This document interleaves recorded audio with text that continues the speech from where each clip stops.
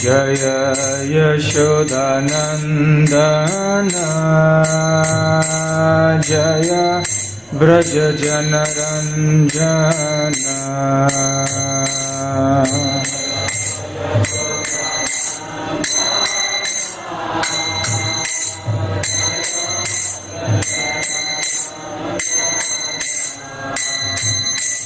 जय यशोदानंदन जय ब्रज जनरंजन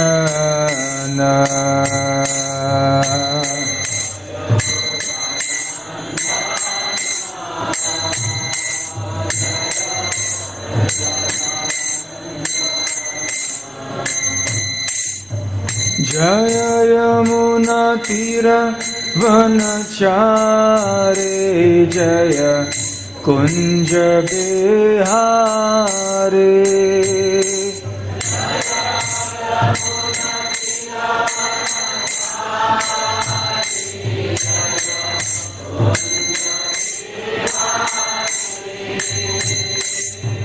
जय यमुना तीर वनचारे जय कुंज बिहारे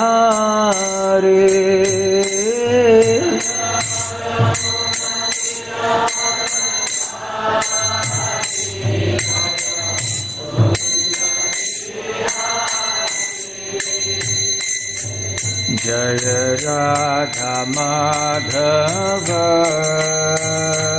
जय कुंज बिहारी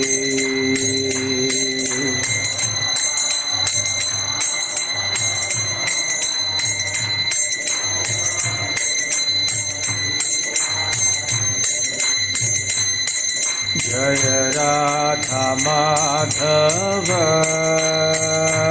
जय कुंज बिहारी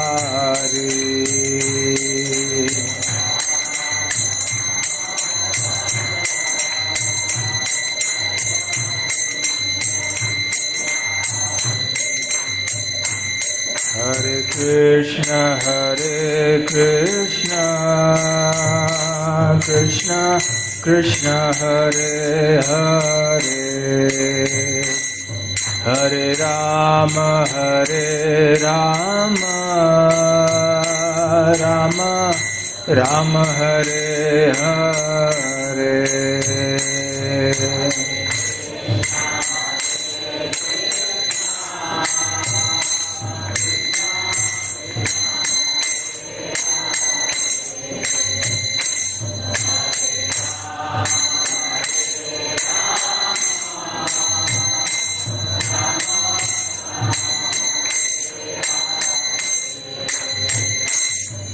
हरे कृष्ण कृष्ण कृष्ण हरे हरे हरे राम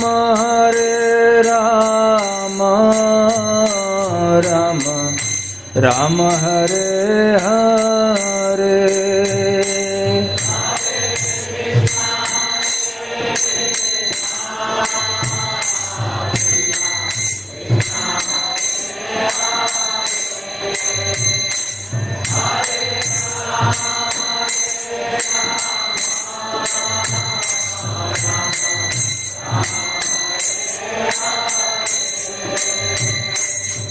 हरे Krishna Krishna Krishna Hare Hare Hare Ram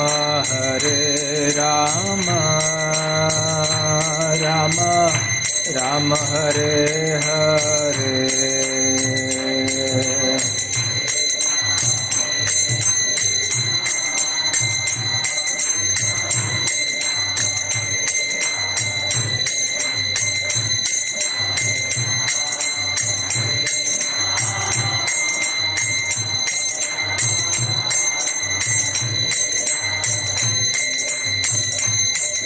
Hare Krishna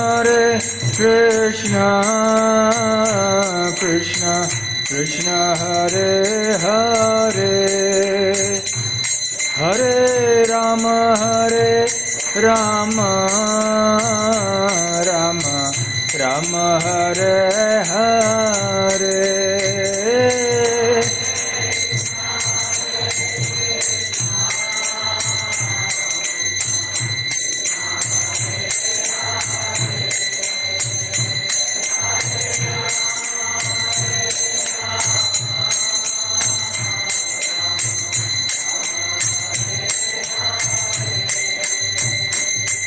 Jaya Radha Gokula Nanda Radha Gokula Nanda Radhe.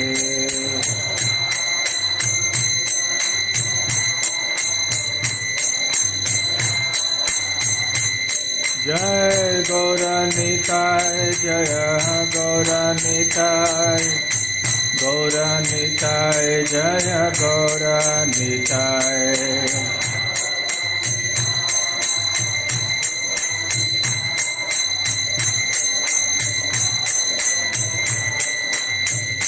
Jaya Jaya Prabhupada Prabhupada Prabhupada Jaya Prabhupada.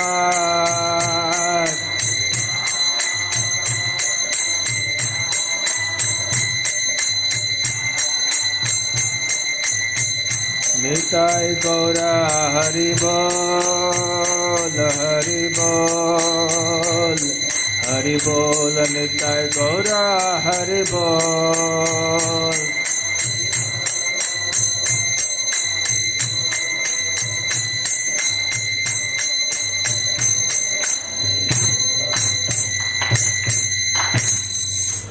Jai Om Vishnupad Paramhansa Parivrajakaacharya Ashtottara Sat. His Divine Grace Abhay Charana Ravinda Bhakti Vedanta Swami Srila Prabhupada Ki Jai. अनंत कोटि वैष्णव वृंद की जय. श्री नैमिषारण्य धाम की जय. ग्रंथराज श्रीमद्भागवतम की जय. निताय गौर प्रेमानंदे. समवेत भक्त वृंद की जय. समवेत भक्त वृंद की जय. समवेत भक्त वृंद की जय. श्री श्री गुरु गौरांग की जय.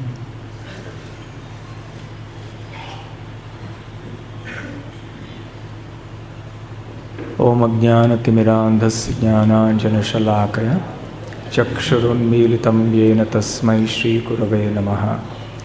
श्रीचैतन्यमनोभीष्टं स्थापितं येन भूतले स्वयं रूपकदा मह्यं ददाति स्वपदान्तिकं. वन्देऽहं श्रीगुरोः श्रीयुतपदकमलं श्रीगुरून् वैष्णवांश्च श्रीरूपं साग्रजातं सहगणरघुनाथान्वितं तं सजीवं साद्वैतं सावधूतं परिजनसहितं कृष्णचैतन्यदेवं श्रीराधाकृष्णपादां सहगणललिता श्रीविशाखान्वितांश्च. नमो ॐ विष्णुपादाय कृष्णप्रेष्ठाय भूतले श्रीमते भक्तिवेदान्तस्वामिन्निति नामिने. नमस्ते सारस्वते देवे गौरवाणी प्रचारिणे निर्विशेष शून्यवादी पाश्चात्यदेशतारिणे. वाञ्छाकल्पतरुभ्यश्च कृपा सिन्धुभ्य एव च पतितानां पावनेभ्यो वैष्णवेभ्यो नमो नमः. जय श्री कृष्ण चैतन्य प्रभु नित्यानंद श्री अद्वैत गदाधर शिवासादि गौर भक्त वृंद. हरे कृष्ण कृष्ण कृष्ण हरे हरे हरे राम राम राम हरे हरे. हरे कृष्ण. आशा करते हैं आपने थोड़ा बहुत विश्राम आदि कर लिया होगा प्रसाद पाने के बाद, और गोमती नदी में स्नान के बाद आपका चित्त अभी ताज़ा और शुद्ध हो गया है कुछ कथा सुनने के लिए. हम जिस स्थान में बैठे हैं श्री नैमिषारण्य धाम, ये श्रवण का स्थल है. वैसे तपोभूमि तो है, यज्ञ भूमि है. इतिहास में जैसे कि हम चर्चा कर चुके हैं, अनेक ऋषि मुनिगण यहाँ आए हैं, उन्होंने तपस्या की है, उन्होंने बड़े बड़े यज्ञ संपन्न किए हैं। कोई कर्मकांडीय यज्ञ चंद्र स्वर्ग आदि प्राप्ति के लिए, कोई जगत के कल्याण के लिए। तो वैसे ये यज्ञ और तपोभूमि तो है ही, पुण्य भूमि भी है। कृष्ण भक्तों के लिए विशेष रूप से नैमिषारण्य का महत्व है कि ये है श्रवण भूमि।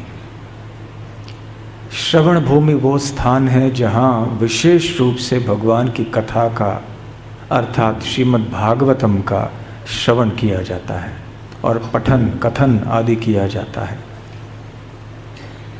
तो यहाँ पे इसलिए आप देखेंगे कि इतने सारे सभागृह हैं जहाँ कथाएं होती हैं। और यहाँ पर भी आप देखें कृष्ण लीला के चित्र सब जगह लगे हुए हैं। तो यहाँ नैमिषारण्य में कृष्ण कथा सुने बिना या श्रीमद् भागवत से सुने बिना जाना ये भी ठीक नहीं होगा, हमारी यात्रा अपूर्ण होगी। वैसे महाभारत में बताया गया है कि नैमिषारण्य क्षेत्र भगवान विष्णु के लिए बहुत प्रिय है और यहाँ स्नान करने का लाभ भी ऐसा है कि समस्त ब्रह्मांड के तीर्थ स्थानों में स्नान करने के बाद भी अगर यहाँ व्यक्ति आए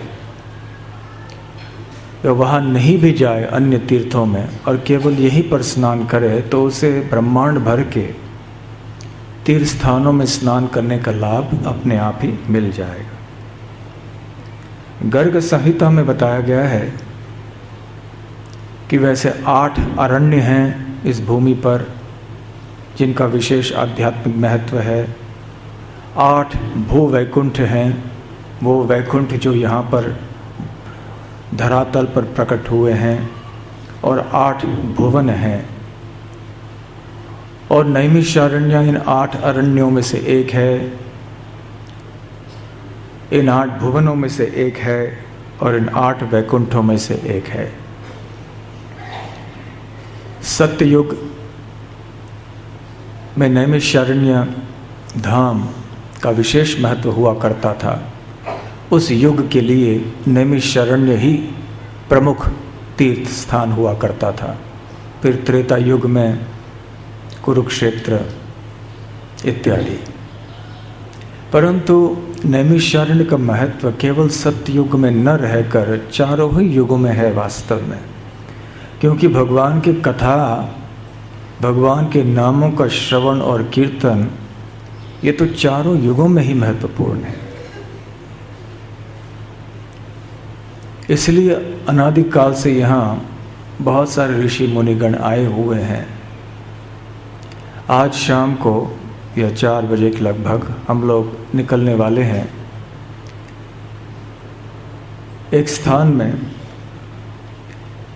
जिसका नाम है मिश्रिक क्षेत्र। वैसे ये शब्द अपभ्रंश है, होना चाहिए मिश्रित, जैसे संक्षेप में हम कल चर्चा कर रहे थे। मिश्रित अर्थात जिसमें सब मिला हुआ है। क्या मिला हुआ है? सारे ब्रह्मांड के तीर्थ स्थानों का जल यहाँ मिश्रित क्षेत्र या मिश्रित कुंड में जो जल है उसमें मिला हुआ है। इसलिए उस स्थान के कुंड में स्नान करने से संपूर्ण ब्रह्मांड के तीर्थ स्थानों में स्नान करने का लाभ हमें अपने आप मिल जाता है। और ये भी यहाँ चक्र तीर्थ से अधिक दूर नहीं है, थोड़ा समय ही लगेगा हमें वहाँ पहुँचने के लिए। वहाँ पे और एक कुंड है जिसका नाम है सीता कुंड। किंवदंती यहाँ पर ये है कि वनवास में जब श्री रामचंद्र, श्री लक्ष्मण जी और श्रीमती सीता देवी गए थे तो वो यहाँ पर रुके थे और यहाँ पर सीता देवी ने इसी कुंड में स्नान किया था, इसलिए उसका नाम पड़ गया सीता कुंड। परंतु मिश्रित क्षेत्र, मिश्रिक क्षेत्र ये सबसे अधिक प्रसिद्ध इसलिए है कि ये स्थान महर्षि दधीची से संबंधित है। महर्षि दधीची का नाम शायद आप सब ने सुना होगा, क्योंकि आपने सब श्रीमद् भागवत तो पढ़ा हुआ है। आप में से कितने भक्तों ने महर्षि दधीची का नाम सुना है? हाथ ऊपर कीजिएगा। तो बहुत प्रसिद्ध लीला है ये, इसमें से हम बहुत कुछ सीख सकते हैं। तो दधीची महर्षि वहाँ पर निवास किया करते थे, उनका आश्रम वहाँ पर था और उन्होंने वहाँ पर देवताओं की भलाई के लिए एक अद्भुत त्याग किया, अपने ही शरीर का त्याग किया देवताओं की भलाई के लिए। श्रीमद् भागवत के 6ठे स्कंद के 9वें और 10वें अध्याय में इसका उल्लेख है। एक संक्षेप में पृष्ठभूमि आवश्यक होगी इस समय। आपको पता है कि शिव जी महान वैष्णव हैं, उनकी धर्मपत्नी पार्वती देवी भी वैष्णवी हैं। अनेक नामों में से उनका एक नाम वैष्णवी है। दोनों ही परम भक्त हैं भगवान विष्णु या भगवान कृष्ण के। और गृहस्थ होने के बाद भी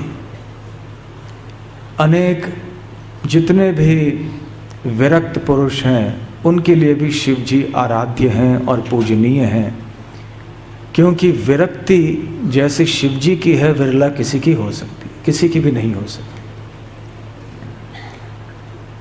शिव जी महान वैष्णव हैं और उनका वैराग्य देखिए। उनकी पत्नी है माया देवी या दुर्गा देवी। दुनिया में सारे लोग दुर्गा देवी की उपासना करते हैं, धन प्राप्ति के लिए, भोग प्राप्ति के लिए, संसार में प्रगति करने के लिए। थोड़े दिन पहले ही दुर्गा पूजा का महोत्सव मनाया गया और जब हम कानपुर से यहाँ आ रहे थे तो जगह जगह बड़े बड़े जुलूस निकल रहे थे। उत्तर भारत में दुर्गा देवी को माता कहते हैं, दक्षिण भारत में, पश्चिम भारत में अम्बा कहते हैं, उसका मतलब भी माँ है, माता है। तो दुर्गा देवी माता है। तो यहाँ सभी लोग जय माता दी करते हुए आ रहे थे। वो अच्छी बात है, ठीक है, माता का गुणगान करना किसी भी संतान के लिए अच्छा है, परंतु सही धारणा जब नहीं रहती है तो फिर माता की उपासना भी है वो भी ठीक नहीं रहती। यदि ध्यान से हम उनकी उपासना को सुनते हैं तो हमें पता चलेगा कि वो माता से क्या मांग रहे हैं। अधिकतर संसार का सुख मांगते हैं, कोई भोग चाहते हैं, कोई नाम चाहते हैं, अर्थात कोई न कोई भौतिक चीज माता से चाहते हैं। तो सारी दुनिया दुर्गा देवी की उपासना करती है धन आदि सब प्राप्त करने के लिए, और उन्हीं के जो स्वामी हैं, उनके पति हैं शिव जी, उनके पास कोई घर ही नहीं है, किराए का मकान भी नहीं है। और ऐसा भी नहीं कि कहीं उन्होंने घर बनवाया हो, नहीं, पेड़ के नीचे रहते हैं, कभी उसकी भी आवश्यकता नहीं रहती है। उनके पास कोई कपड़े भी नहीं हैं, वलकल पहनते हैं, बस ऐसे विरक्त हैं पूरी तरह से। तो देखिए, यदि कोई व्यक्ति है, उसकी पत्नी के पास करोड़ों करोड़ों रुपए हैं और वो सभी को दान देती रहती है वो पत्नी। अच्छा, तुम्हें पैसे चाहिए, चलो तुम 10 करोड़ रख लो, तुम्हें चाहिए, चलो 20 करोड़ रख लो। अनगिनत पैसा उसके पास है और पति कहाँ रहे? पेड़ के नीचे। तो आप सोचेंगे बड़ी विचित्र बात है। और विचित्र बात इतनी ही नहीं है, और भी अद्भुत बात यह है कि वो पत्नी पति के साथ भी उसी वृक्ष के नीचे रहती है। ऐसा नहीं कि पति से कह दी भाई मेरे पास बहुत पैसे हैं, आप तो पेड़ के नीचे रहना चाहते हो, बड़ी विडंबना है ये, आप रहो, मैं तो अपने बंगले में रहूंगी। नहीं। तो ये ऐसी जोड़ी है शिव जी और माता दुर्गा की। तो शिव जी परम वैष्णव होने के कारण परम विरक्त पुरुष होने के कारण उनके कार्यों को समझना कभी कभी मुश्किल होता है। वैष्णवेर क्रिया मुद्रा विज्ञेह न बुझाए, ऐसे कहा जाता है कि महान वैष्णवों के कार्यों को, क्रियाकलापों को समझना कभी कभी मुश्किल हो जाता है, क्योंकि उनका स्तर कुछ अलग ही रहता है। तो एक बार ऐसे ही हुआ। चित्रकेतु नाम के एक राजा थे जो भगवान के शुद्ध भक्त थे। संकर्षण भगवान के भक्त थे वो। नारद जी की कृपा उनको प्राप्त हुई और नारद मुनि की कृपा से संकर्षण भगवान या अनंत देव का आश्रय उन्होंने ग्रहण कर लिया और जहाँ चाहे वहाँ ब्रह्मांड में घूमते रहते थे। और एक बार वो कैलाश की ओर आए अपने हवाई जहाज़ में उड़ते हुए, और उन्होंने एक आश्चर्यजनक दृश्य वहाँ पर देखा। वहाँ पर शिवजी एक वृक्ष के नीचे बैठे हुए थे। उनकी गोद में माता पार्वती बैठी हुई थी और शिवजी के हाथ उनके कंधे पे था और वो घिरे हुए थे उनके पार्षदों से और वो कथा कर रहे थे मुनियों को जो विरक्त थे। तो चित्रकेतु महाराज ने देखा दूर से, और हालांकि वो भी शुद्ध भक्त थे, उनको लगा कि ये कैसा अद्भुत दृश्य है। मुनि जनों को जो कि विरक्त पुरुष हैं, पहले तो गृहस्थ प्रवचन दे रहे हैं, और प्रवचन दे रहे हैं तो कैसे दे रहे हैं? अपने पत्नी को गोद में रख के वो प्रवचन दे रहे हैं। तो ये तो बड़ी आश्चर्य की बात होती है। तो राजा चित्रकेतु के मुख से हंसी निकल पड़ी। वो निंदा की हंसी नहीं थी, वो एक दृष्टि से आश्चर्य की हंसी थी। एक दृष्टि से वो एक स्तुति की हंसी थी, क्योंकि वो सोच रहे थे कि शिवजी के अतिरिक्त और कौन है जो ऐसे कर सकता है। शिवजी ही हैं जो ऐसे स्तर पर स्थित हैं कि वो ऐसे कर सकते हैं, और करने के बाद भी मुनिजन जो हैं कोई निंदा नहीं करते, वो ध्यान से सुन रहे हैं उनको। और ये मुनिजन अवश्य विरोध करते या निंदा करते या उस जगह से उठ के चले जाते यदि कोई दूसरा व्यक्ति वहाँ उनके स्थान में होता। परंतु मुनिजन ध्यान से शिवजी की बातें सुन रहे थे। मन में भी उन्होंने कोई गलत नहीं सोचा शिवजी के बारे में। तो इससे ये चित्रकेतु महाराज को पता होना चाहिए था कि ये तो सर्वविदित बात है कि शिवजी कितने महान है, और ऐसे आश्चर्य प्रकट करने की आवश्यकता भी नहीं थी वास्तव में। परंतु अब उन्होंने कर दिया और हंस के बोलने लगे कि कितने आश्चर्य की बात है कि शिवजी ऐसे कर रहे हैं। उन्होंने दृश्य का वर्णन किया। तो भगवान की योजना से पार्वती देवी को बहुत बुरा लगा। भगवान श्री कृष्ण तो अंतर्यामी हैं, सभी के हृदय में स्थित होते हैं।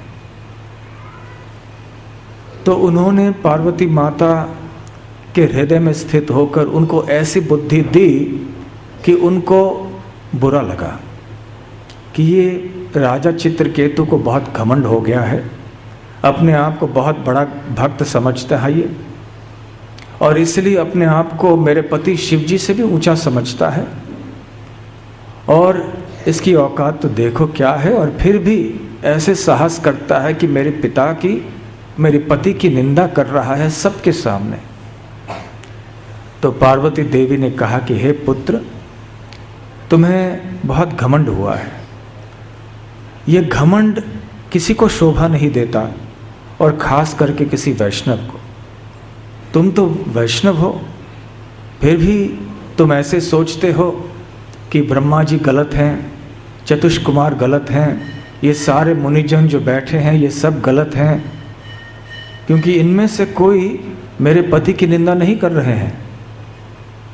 जितने भी बड़े बड़े मुनिगण हैं सारे ब्रह्मांड में, वो सब मेरे पति की स्तुति करते हैं, मेरे पति के चरणों के आश्रय की अभिलाषा करते हैं।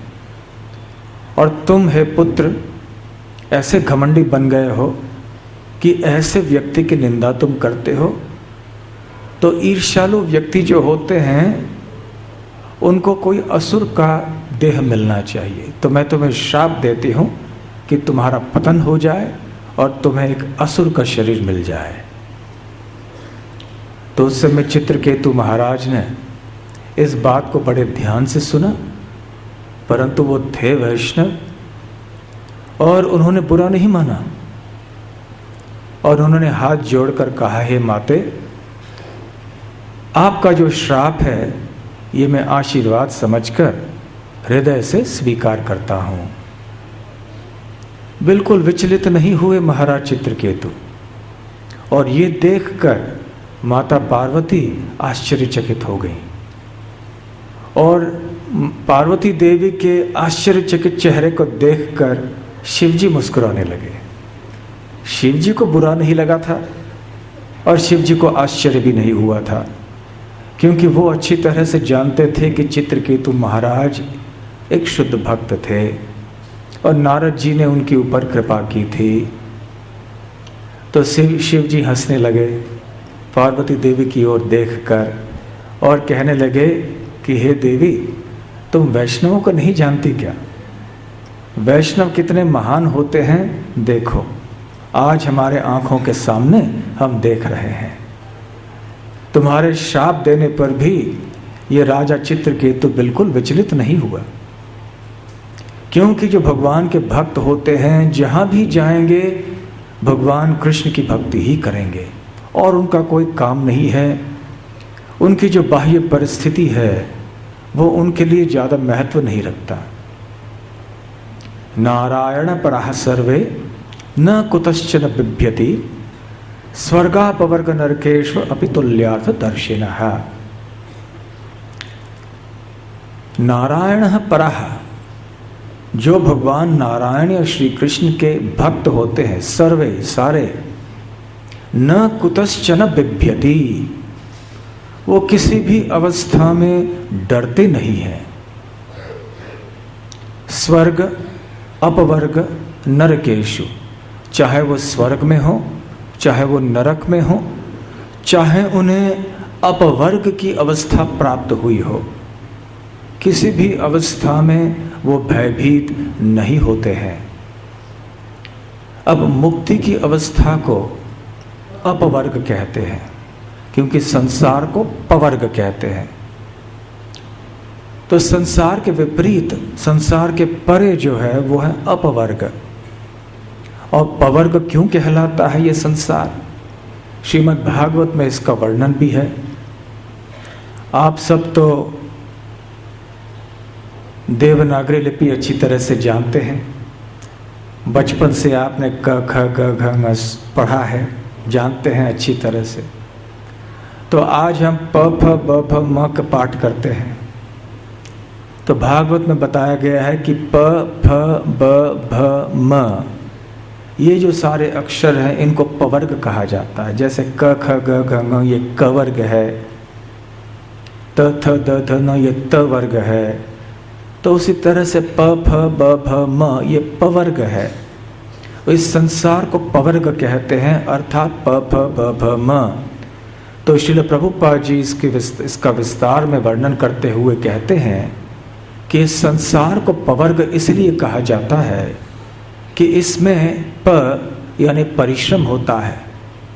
हर एक व्यक्ति को जन्म से लेकर मृत्यु तक परिश्रम करना पड़ता है, केवल अपने शरीर को बनाए रखने के लिए। और कभी कभी इतना परिश्रम करना पड़ता है कि मुंह से फेन निकलते हैं, फ। और फिर ऐसे तरह तरह के कर्मों को करने के कारण कर्मों के फल जब मिलते हैं, चाहे वो अच्छे कर्म हो या बुरे कर्म हो, उनसे बंधन हो जाता है, कर्म बंधन। क्योंकि हमें पुनः बारंबार हमारे पूर्वकृत कर्मों का फल स्वीकार करना ही पड़ता है। और जब दुख हमारे जीवन में आते हैं, और निश्चित ही आएंगे, क्योंकि जैसे भगवान श्री कृष्ण ने भगवत गीता में कहा है ये संसार है दुखालयम अशाश्वतम, दुख का आलय है और अशाश्वत स्थान है। तो ऐसे अवस्था में एक के बाद एक कष्ट और दुख तो आने ही आने हैं। तो जब ऐसे कोई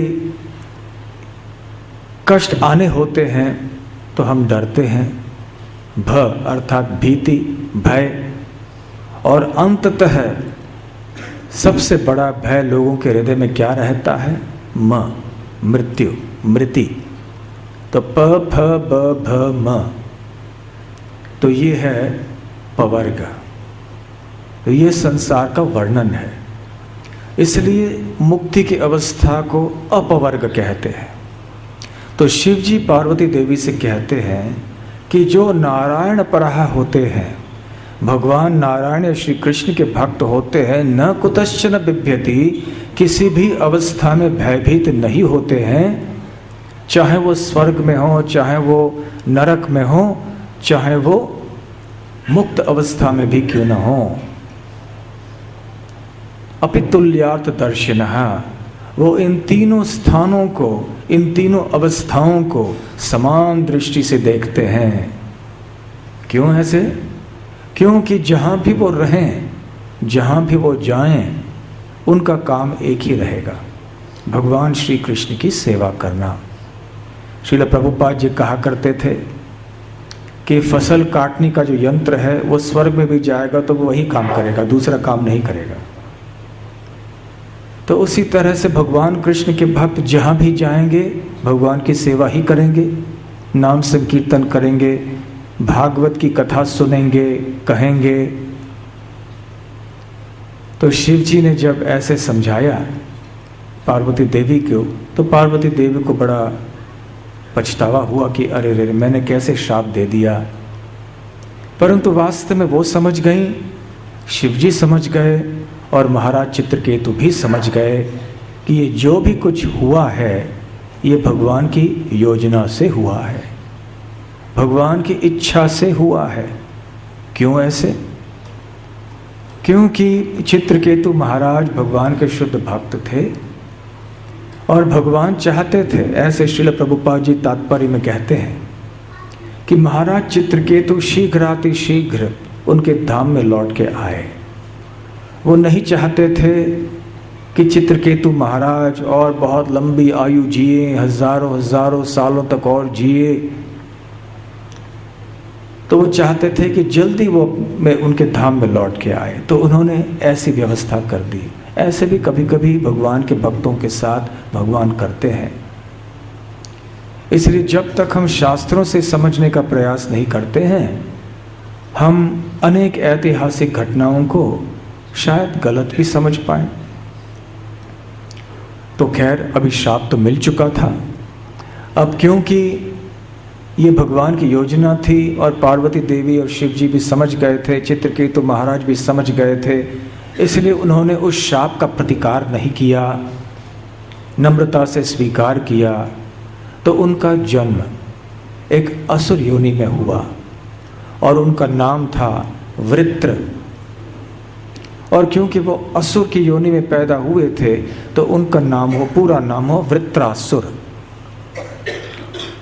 और बड़ा भयानक, विशाल, वज्र के समान कठोर उनका शरीर था। दिखने में भयंकर थे वो। केवल उनके दर्शन मात्र से आदमी उनके सामने से भाग जाता, युद्ध करने की बात तो दूर है। उधर हुआ ये, ऐसे छठे स्कंद में भागवत का वर्णन है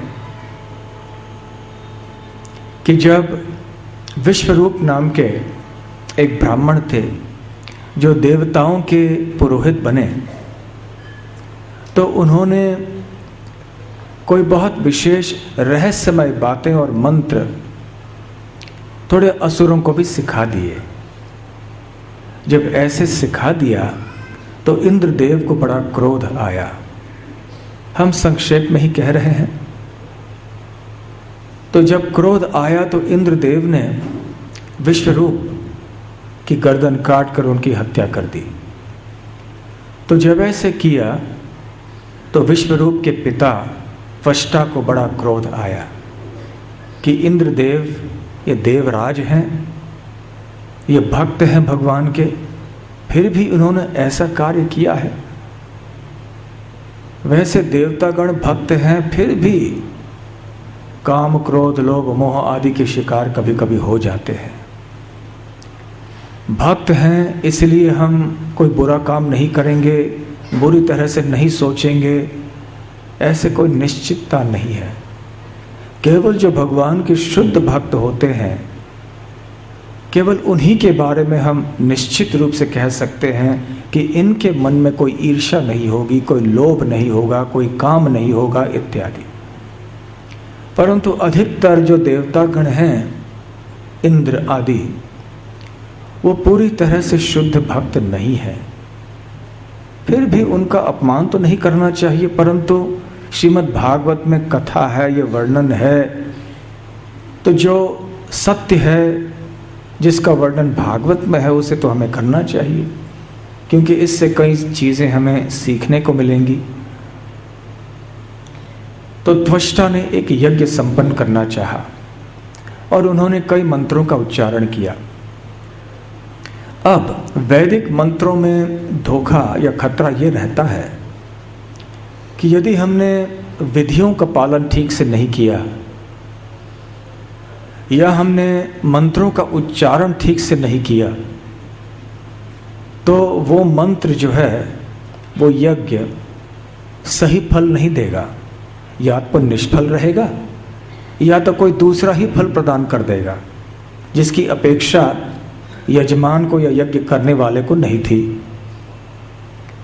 तो इसलिए त्वष्टा ने एक उद्देश्य से ये यज्ञ संपन्न किया कि एक राक्षस, एक असुर यहाँ यज्ञ के अग्नि से उत्पन्न हो जो इंद्र की हत्या करे, परंतु मंत्रों का उच्चारण गलत करने के कारण उल्टा हो गया। एक असुर तो उत्पन्न हो गया, परंतु हुआ यह कि इंद्रदेव उस असुर के मृत्यु का कारण बनने वाले थे। तो इसलिए प्रभुपाद जी चेतावनी देते हैं कि हमें कर्मकांड आदि वैदिक मंत्रों से कुछ लेना देना नहीं है, हम दूर से ही इनका सम्मान करते हैं। हम केवल भगवान श्री कृष्ण के गुणगान में ही रुचि रखते हैं, उनके पवित्र नामों का उच्चारण करने में रुचि रखते हैं। श्रील प्रभुपाद जी एक जगह कहते हैं कि द्वारका की रानियां जब आपस में बातचीत कर रही थीं, जब श्री कृष्ण द्वारका छोड़ के जा रहे थे और जब द्वारका लौट के आ गए थे, तो उनकी बातचीत भगवान श्री कृष्ण को अधिक आनंद दे रही थी वेदों के मंत्रों की तुलना में। ब्रजवासियों की जो साधारण गांव की बोली है, ये साधारण बोली, या जब ब्रजवासी गण गोपियां हों या गोपगण हों श्री कृष्ण को वृंदावन में डांटते थे, तो उस डांट से भगवान श्री कृष्ण को अधिक आनंद प्राप्त होता था इसके बजाय कि जब वो देवताओं द्वारा पुरुष सूक्त प्रार्थना सुनते हैं।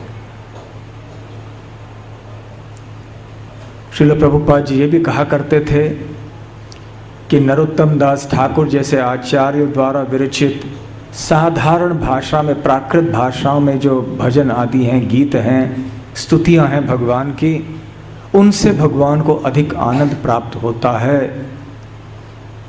तो ये आवश्यक नहीं है कि हम केवल संस्कृत में ही बात करें, संस्कृत भाषा हमें नहीं आए तो हम भक्ति नहीं कर सकते, ऐसी बात नहीं है। भगवान श्री कृष्ण भाषाग्राही जनार्दन नहीं है, वो भावग्राही जनार्दन है। वो व्याकरण ग्राही जनार्दन नहीं है, वो भावग्राही जनार्दन है। वो उच्चारण ग्राही जनार्दन नहीं है, वो भावग्राही जनार्दन है। हमारे भक्ति भाव को स्वीकार करते हैं। तो खैर देखिए कितनी बड़ी गलती हो गई यहाँ पर। एक छोटी गलती की वजह से बड़ी गलती हो गई, उद्देश्य पूरा उल्टा हो गया। लेकिन ये वृत्रासुर और जो पूर्व जन्म में राजा चित्रकेतु थे, अब बहुत ही ज़्यादा बलवान था। इतना बल था कि कोई उनका सामना नहीं कर सकता था। और सारे देवतागण जब युद्ध में असुरों के सामने आए तो बिल्कुल वृत्रासुर का सामना नहीं कर पाए और सब इधर उधर बिखर गए, अपने स्थानों को छोड़ना पड़ा और देवतागण बहुत ही विचलित हो गए। विचलित होकर कहाँ जाते? भगवान श्री कृष्ण के पास ही तो गए, और कहाँ जाते? देखिए, एक महत्वपूर्ण बात ये है कि जब हम कहते हैं कि देवतागण भी भक्त होने के बाद भी कभी कभी गलत काम करते हैं और उनके हृदय में भौतिक कामनाएं रहती हैं, फिर भी वो भक्त होने के कारण जब मुसीबत आती है, जब आफतें आपत्तियां आती हैं, जीवन में कष्ट आते हैं, तो उन्हें पता है कि हमें कहाँ जाना चाहिए, किनका आश्रय हमें लेना चाहिए। जो असुरी वृत्ति के लोग होते हैं, कष्ट के समय वो भगवान का आश्रय नहीं ग्रहण करते हैं। भगवान के भक्त भले वो मिश्र भक्त हों, शुद्ध भक्त न हों, भले अपने भक्ति के द्वारा वो बहुत कुछ इस संसार की वस्तुएं, पद आदि चाह रहे हों, परंतु जब कष्ट आता है जीवन में तो सीधे भगवान के पास जाते हैं। इसलिए हम देवताओं में और असुरों में ये बहुत बड़ा अंतर देख सकते हैं।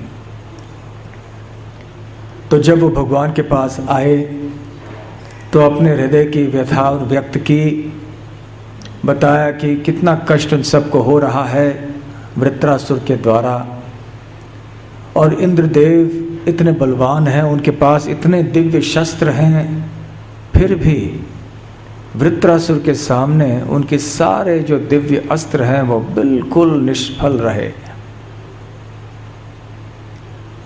तो भगवान ने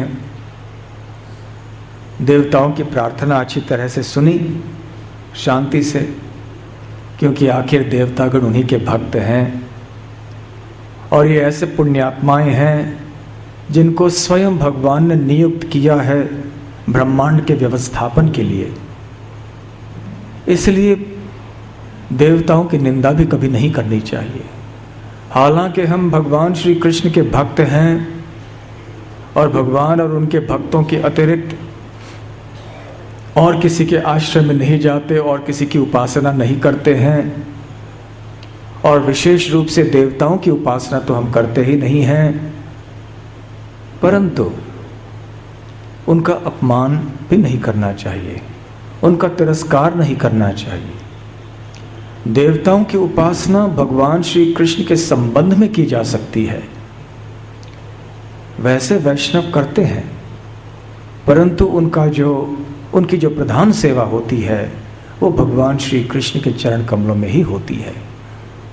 तो खैर, भगवान श्री कृष्ण ने देवताओं की प्रार्थना सुनी और हल्के मुस्कान के साथ फिर कहने लगे कि हे प्रिय देवगण, आपने बड़े ज्ञान से मुझे मेरी स्तुति की है, मुझे ये सारी प्रार्थनाएं आदि अर्पण किए हैं, और अवश्य ही मैं आप सबसे बहुत प्रसन्न हूँ। ऐसे ज्ञान से ही व्यक्ति इस भवसागर से मुक्त हो सकता है, और ऐसे वो मेरे दिव्य स्तर का स्मरण करके, मेरी स्तुति आदि करके वो मेरे पास लौट के आ सकता है। और ऐसा दिव्य ज्ञान ही मेरी भक्ति का उद्गम है, स्रोत है। तो हे बुद्धिमान देवगण, यद्यपि ये भी सही है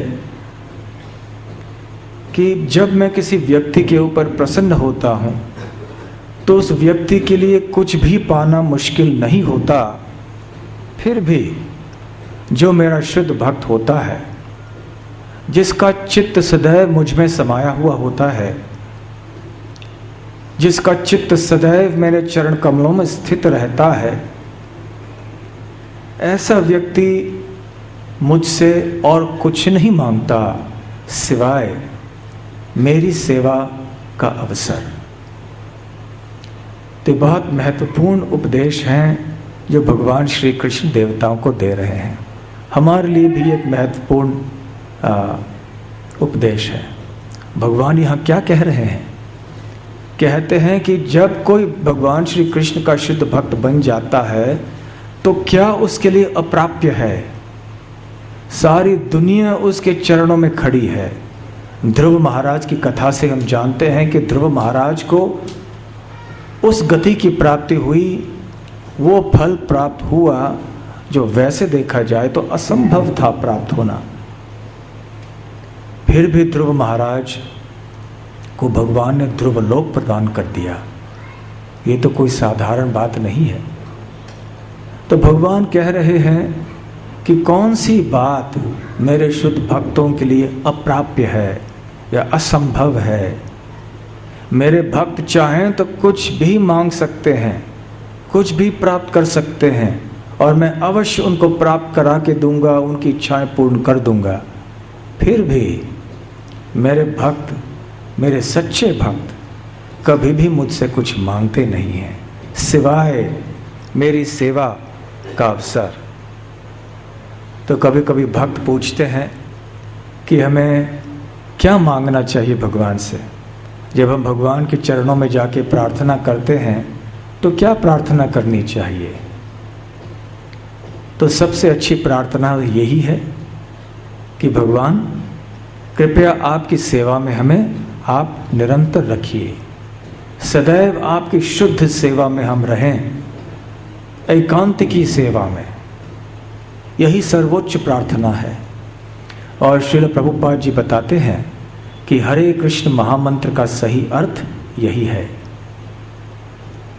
जब हम हरे कृष्ण महामंत्र कहते हैं, हरे कृष्ण कृष्ण कृष्ण हरे हरे, हरे राम राम राम हरे हरे, तो हम क्या कह रहे हैं? हम भगवान से प्रार्थना करते हैं, हे प्रभु, हे कृष्ण की शक्ति, अंतरंगा शक्ति श्रीमती राधा रानी, कृपया आप हमें आपकी सेवा में सदैव स्थित रखिए। यही चाहते हैं हम जब हरे कृष्ण महामंत्र का जप करते हैं। सेवा ही सब कुछ है।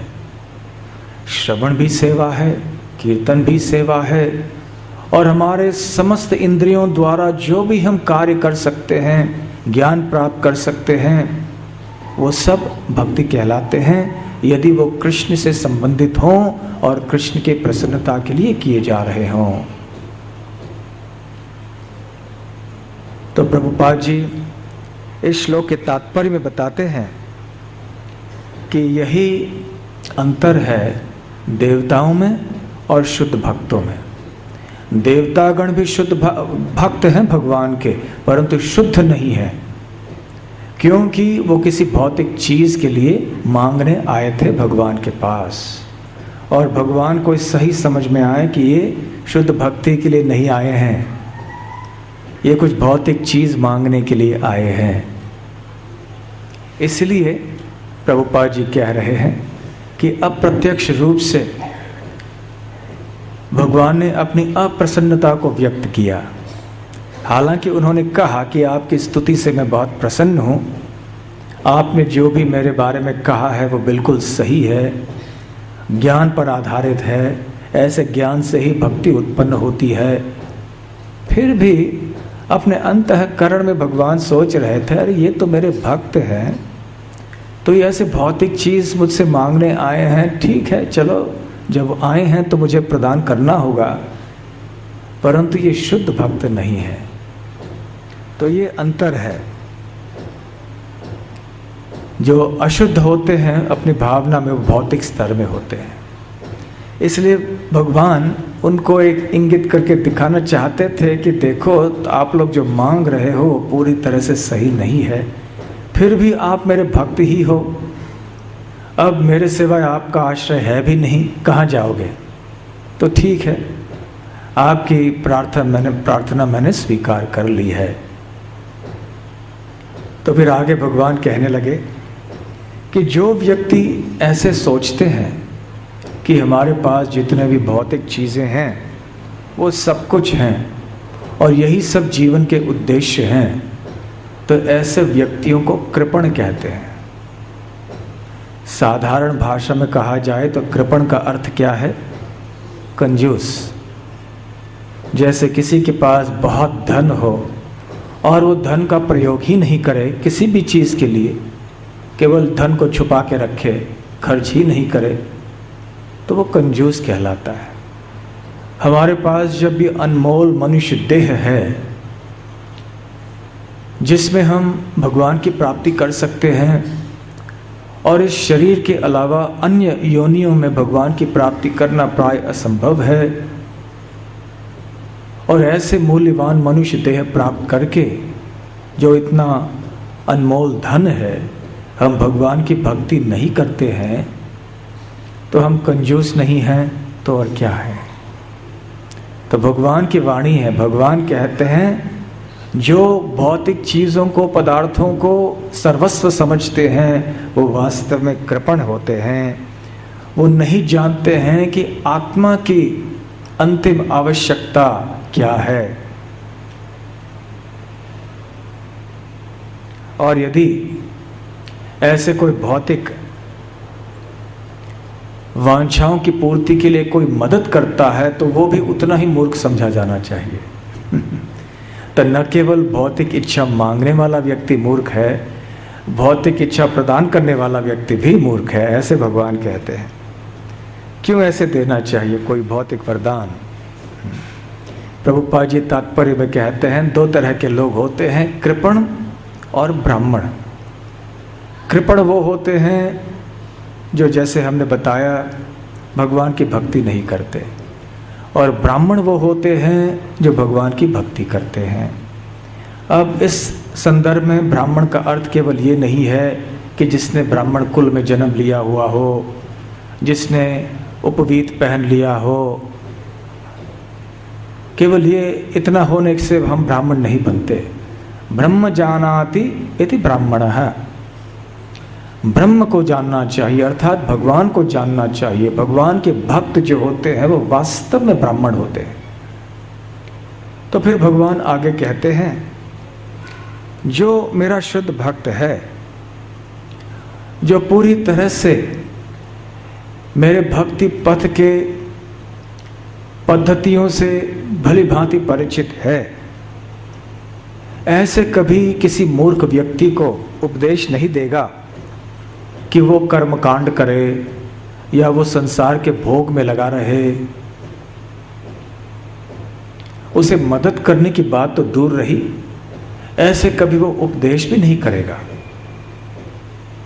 और ऐसे एक व्यक्ति, ऐसे एक भक्त जो है, जो भगवान के पास या ऐसे कोई उपदेश देता है दूसरों को, वो एक ऐसे अल्पज्ञ वैद्य की तरह है जो कि दूसरों को, अपने मरीज को ऐसे भोजन खाने के लिए अनुमति दे देता है जो खाने से, जिसको खाने से उसकी बीमारी बढ़ जाएगी। तो भगवान देखिए ऐसे संकेत दे रहे हैं उनको कि देखो तुम जो मांग रहे हो ये ठीक नहीं है, ये शुद्ध भक्ति नहीं है। और वो शुद्ध भक्ति और मिश्र भक्ति का अंतर बड़े चतुराई से बता रहे हैं। देवतागण समझ भी रहे हैं, परंतु समझने के बाद भी नहीं समझ रहे हैं। भोग ऐश्वर्य प्रसक्तानां तयापहृत चेतसां व्यवसायात्मका बुद्धि समाधौ न विधीयते। भगवद गीता में भगवान श्री कृष्ण कहते हैं कि जिनके चित्त में भोग और ऐश्वर्य प्राप्त करने की कामना बहुत तीव्र है, ऐसे व्यक्तियों के मन में भगवान की भक्ति करने की एकाग्रता कभी उत्पन्न नहीं हो सकती। हम सब ने अनुभव किया होगा, जब भोग और ऐश्वर्य के प्रति आकर्षण हमारे मन में उत्पन्न होता है तो उस समय भक्ति करने की इच्छा होती है? नहीं होती है, क्योंकि उस समय हम भोग करना चाहते हैं, हम ऐश्वर्य को प्राप्त करना चाहते हैं, भगवान की ओर मन नहीं जाता। तो देवतागण ज्ञानी हैं, सब कुछ है, परंतु भौतिक इच्छाओं का प्रभाव इतना तीव्र है कि जानते हुए भी ये लोग नहीं जानते हैं। और इतना सब भगवान का उपदेश देने के बाद भी देवतागणों ने ये नहीं कहा कि हाँ आप सही कह रहे हैं, ठीक है, हमें कोई भौतिक चीज नहीं चाहिए। वो सुनते रहे। फिर भगवान ने समझ लिया तो वो आगे कहने लगे कि हे मघवन, मघवन अर्थात इंद्रदेव, कहने लगे कि मैं आपको सलाह देता हूं कि यदि आपको असुरों के प्रति युद्ध करना है और विशेष रूप से वृत्रासुर नाम के असुर के ऊपर विजय प्राप्त करना है और उसका वध करना है, तो आपको महान संत दधीची के पास जाना होगा। दधीची, उनके पास समस्त प्रकार के आध्यात्मिक और भौतिक ज्ञान है और तप और अपने व्रतों से वो बहुत शक्तिशाली हो चुके हैं और उनका शरीर बहुत ही शक्तिशाली है, मजबूत है, वज्र से भी अधिक कठोर और शक्तिशाली उनका शरीर है। तो जाओ, उनके पास जाओ और उनसे उन्हीं का शरीर मांग लो कि आपका देह हमें चाहिए, क्योंकि वृत्रासुर हमारे ऊपर आक्रमण कर रहा है, हमारे साधारण देवीय शस्त्र आदि कुछ काम के नहीं आ रहे हैं। तो भगवान ने हमें सलाह दिया है कि हम आपके पास आएं और आपके जो अस्थियां हैं, आपके हड्डियां हैं, उनसे हम एक अस्त्र तैयार करेंगे और उस अस्त्र से फिर हम जब वृत्रासुर से युद्ध करेंगे तो हम उनको पराजित कर पाएंगे। तो कैसी अद्भुत सलाह भगवान ने दी कि किसी ऋषि के पास जाओ, और कई बार ऐसे कहा जाता है कि इनके पास जाओ, कुछ वरदान मांग लो कि हमें विजय दिला दीजिए युद्ध में, कोई धन दिला दीजिए। लेकिन बहुत कम ऐसे सुनने में आता है कि कोई व्यक्तियों को कहा जा रहा है कि आप उस ऋषि के पास जाना और उनको उनका शरीर, उनके पास से शरीर मांग लेना कि आपका जीवन हमें चाहिए, आपका शरीर हमें चाहिए। और देवतागण ऐसे थे कि हिचकिचाए नहीं, उन्होंने सोचा नहीं कि हम कैसे कर सकते हैं। हमारे कष्ट के लिए हम दूसरों के पास जाए और कहें कि आपका शरीर त्याग दीजिए हमारे शरीर को बचाने के लिए, ये तो अच्छी भावना नहीं है। देवताओं को सोचना चाहिए था, परंतु क्या करें, भोग ऐश्वर्य प्रसक्तानाम तयापहरत चेतसाम। तो भगवान ने कह दिया और फिर आगे कहने लगे, इनका नाम दध्यंच है, दधीची भी कहलाते हैं। उन्होंने सारी ब्रह्म विद्या प्राप्त कर ली है और उन्होंने अश्विनी कुमारों तक ये ब्रह्म विद्या प्रदान की थी। और ऐसे बताया जाता है, भगवान कहते हैं कि दध्यंच ने या दधीची ऋषि ने अश्विनी कुमारों को ये ब्रह्म विद्या प्रदान की एक घोड़े के सर के माध्यम से। इसलिए इस ब्रह्म विद्या को अश्वशिर कहते हैं। शिर संस्कृत में सर और अश्व अर्थात घोड़ा। इसलिए इन मंत्रों को भगवान कहते हैं अश्वशिर कहते हैं। और जब अश्विनी कुमारों को ये ब्रह्म विद्या के मंत्र प्राप्त हो गए तो वो जीवन मुक्त हो गए। श्रील प्रभुपाद जी तात्पर्य में आचार्यों की टीकाओं से बतलाते हैं कि वास्तव में इस घटना में हुआ क्या था। एक बार दधीची ऋषि, जिनके पास ब्रह्म विद्या थी, अश्विनी कुमार चले आए। अश्विनी कुमार ये दो भाई हैं, ये देवलोक के वैद्य हैं और उनके पास अद्भुत से अद्भुत ऐसे उपचार की विद्याएं हैं। मरे हुए व्यक्ति को जीवित करते हैं, जैसे अमृत आदि पिलाकर, बहुत सी चीज़ें, चमत्कार की चीज़ें वो सब करते हैं। उनकी वैद्य विद्या जो है पृथ्वी के वैद्य विद्या से बहुत आगे बढ़ी हुई है। तो वो आए दधीची महर्षि के पास कि हमें ब्रह्म विद्या आप प्रदान कीजिए। और कहाँ आए? यहीं पर नैमिषारण्य में मिश्रित कुंड के पास दधीचि महर्षि वहीं पर उस कुंड के तट में रहा करते थे, उनका आश्रम वहाँ पे था। तो इसी स्थान में नैमिषारण्य में सारे देवगण आए और सीधे दधीचि के पास गए। और पहली बार जब अश्विनी कुमार आए थे ब्रह्म विद्या मांगने के लिए, तो दधीचि ऋषि ने कहा, अब मैं थोड़ा व्यस्त हूँ, थोड़ी देर बाद आना, उस समय मैं अवश्य तुम दोनों को ये ब्रह्म विद्या प्रदान कर दूंगा। तब तक इंद्रदेव के कानों तक खबर पहुंच गई कि अश्विनी कुमारों को ब्रह्म विद्या मिलने वाली है दधीचि ऋषि से। तो इंद्रदेव वहाँ पर चले आए तुरंत, जबकि अश्विनी कुमार अभी अभी निकल पड़े थे यहाँ से नैमिषारण्य से।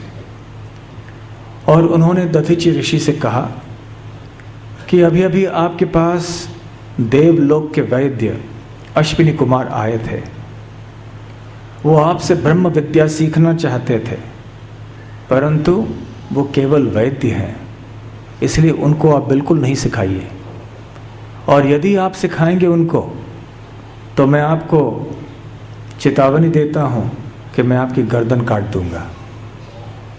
ऐसा ऐसी भयंकर बात करके इंद्रदेव चले गए। तो कई बार ऐसे देवगण और देवराज इंद्र भी ऐसे ऐसे बातें करते हैं कि आश्चर्य में हम पड़ जाते हैं कि कैसे होता है। कभी कभी भक्तों के बीच में भी कुछ ऐसे वैसे हो जाता है तो कोई कहते हैं आप भक्त हैं, कैसे क्यों ऐसे कैसे कर सकते हैं। हाँ, हो जाता है, इंद्रदेव के हाथों से भी मुंह से भी कभी कुछ हो जाता है। तो खैर उन्होंने कहा कि आप यदि अश्विनी कुमारों को ब्रह्म विद्या प्रदान करोगे तो आपके गर्दन हम काट देंगे। तो दधीचि ऋषि ने कुछ कहा नहीं, और थोड़ी देर बाद अश्विनी कुमार पुनः दधीचि ऋषि के पास आए और कहने लगे कि अब कृपया हमें ब्रह्म विद्या प्रदान कीजिए। तो दधीचि ऋषि ने कहा कि देखो, समस्या ऐसी है, इंद्रदेव आए थे और इंद्रदेव ने मुझे धमकी दे दी कि तुम अश्विनी कुमारों को ये ब्रह्म विद्या दिलाओगे तो मैं तुम्हारी गर्दन काट दूंगा। अब ऐसे तो क्या किया जा सकता है।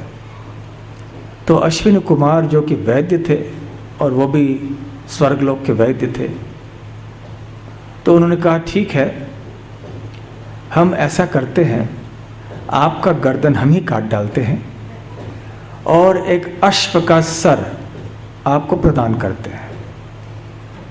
उस समय ये ऑपरेशन वगैरह सब वो किया करते थे। आजकल हम हिप जो कभी कमर को बदलते हैं, कभी कुछ और को, कभी लिवर को बदलते हैं, शरीर के अलग अलग अवयवों को बदला जाता है। आपके पास कोई अवयव है जो ठीक से काम नहीं कर रहा है, उसको निकाल के उसके स्थान में दूसरा कुछ डाला जा सकता है।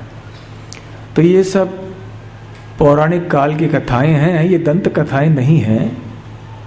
तो वहाँ की वैदिकीय विद्या इतनी श्रेष्ठ थी कि बड़े सूक्ष्म तरीके से ये लोग ऐसे सर्जरी ऑपरेशन कर सकते थे, उनके लिए कोई बड़ी बात नहीं थी।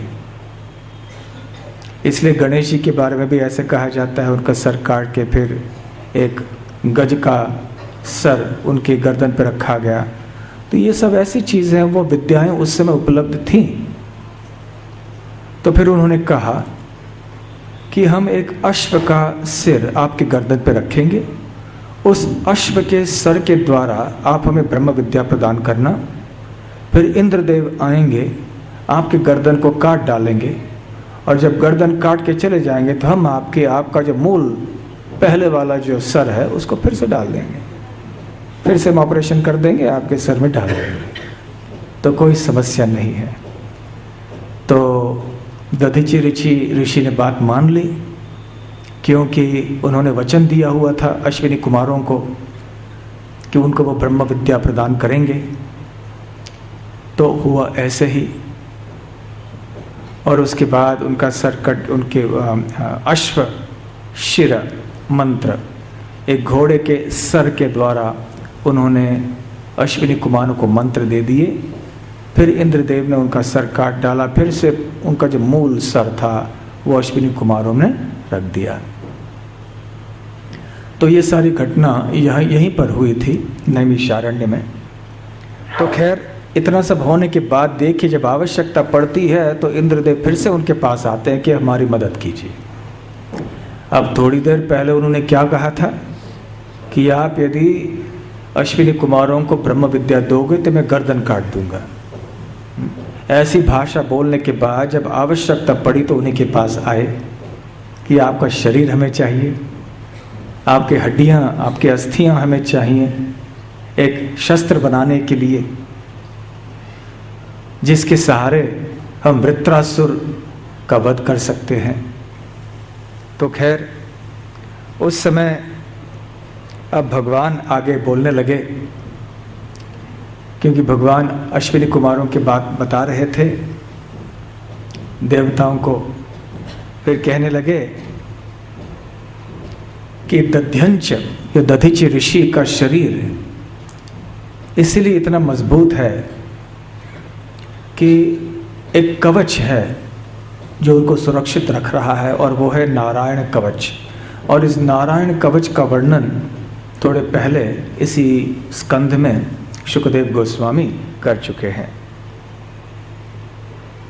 और यही नारायण कवच जो है ये त्वष्टा द्वारा उनके पुत्र विश्वरूप को दिया गया था, और विश्वरूप से आपने प्राप्त किया है इंद्रदेव। और दधिच ऋषि का शरीर इसलिए प्रबल है कि वो नारायण कवच द्वारा सुरक्षित है। जब अश्विनी कुमार जाएंगे आप सबका प्रतिनिधित्व करते हुए, और वो दध्यंच या दधिची ऋषि का शरीर मांगेंगे, तो प्रेम के कारण, स्नेह के कारण वो मना नहीं कर पाएंगे उनको। तो भगवान स्वयं रास्ता उनको बतला रहे हैं। और संशय नहीं करना, ऐसे नहीं सोचना कि दधिची जो हैं, दधिची ऋषि आपके निवेदन को स्वीकार नहीं करेंगे। अवश्य करेंगे, क्योंकि वो धर्मज्ञ हैं, धर्म के सिद्धांतों को भली भांति जानते हैं। और जब दधिची ऋषि आप सबको अपना शरीर प्रदान करेंगे तो विश्वकर्मा दधिची महर्षि के शरीर के अस्थियों से, उनके हड्डियों से एक अस्त्र बनाएंगे, और ये अस्त्र वज्र से भी ज़्यादा कठोर होगा, बहुत शक्तिशाली होगा, और मेरी शक्ति से युक्त होगा। तो जाओ, दधिची महर्षि के पास जाओ, और जब वृत्रासुर की हत्या होगी इस अस्त्र के द्वारा, क्योंकि इस अस्त्र में मेरी आध्यात्मिक शक्ति है, तो तुम सारे देवताओं को अपना बल, अपने शस्त्र और अपना धन पुनः प्राप्त हो जाएगा। इसलिए आपका भाग्य पुनः उदित हो जाएगा। हालांकि वृत्रासुर की ऐसी क्षमता है कि वो तीनों भुवनों को नष्ट कर दे, ऐसा डरना नहीं कि वो तुम्हारे लिए कोई हानि पहुंचा सकता है। वो भी एक भक्त ही है और आप सबके प्रति ईर्ष्या नहीं करेगा। तो भगवान को ऐसे निश्चितता क्यों हुई कि वृत्रासुर आगे चल के देवताओं के प्रति हानि नहीं पहुंचाएगा? क्योंकि वो जानते थे कि वृत्रासुर जो है पहले चित्रकेतु थे और ये मेरे भक्त हैं, और मेरे भक्त जब मेरी इच्छा को जानते हैं तो उसके खिलाफ नहीं कुछ कर सकते। तो ऐसे भगवान ने देवताओं को उपदेश दिया। तो शुकदेव गोस्वामी कहते हैं, तो ऐसे इंद्रदेव को उपदेश करके भगवान श्री कृष्ण देवताओं के मध्य से अदृश्य हो गए, और देवतागण फिर दधीची महर्षि के पास आए, यहीं पर नैमिषारण्य में मिश्रित कुंड में। और फिर उन्होंने उनसे कहा कि हमें आपका शरीर चाहिए, आपके शरीर की हड्डियों से, अस्थियों से हम एक वज्र नामक अस्त्र तैयार करेंगे।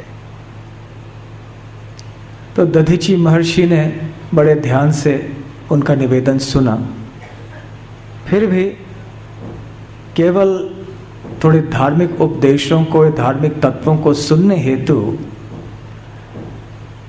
उपहास में उन्होंने विरोध किया कि मैं कैसे दे सकता हूँ। तो क्या कहा दधीची महर्षि ने? उन्होंने कहा कि देखिए हे देवगण, मृत्यु के समय इतनी पीड़ा होती है जो असहनीय होती है, और सारे प्राणियों की चेतना ही हर लेती है वो पीड़ा। इतनी भयानक होती है मृत्यु की पीड़ा। तो क्या आप इस पीड़ा के बारे में नहीं जानते हो? इस भौतिक जगत में हर एक बद्ध जीव, एक देहधारी जीव इस संसार का और इस शरीर का भोग करने में लगा हुआ है, बल्कि ऐसे भोग के नशे में वो फंसा हुआ है। ये इंद्रिय तृप्ति या भोग भी एक प्रकार का नशा है, और इस शरीर को बनाए रखने के लिए उसे हरदम प्रकृति के कड़े नियमों के विरुद्ध संघर्ष करना पड़ता है।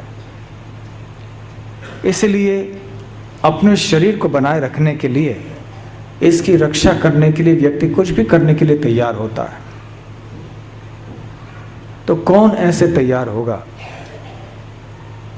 अपना शरीर किसी दूसरे व्यक्ति को देने के लिए?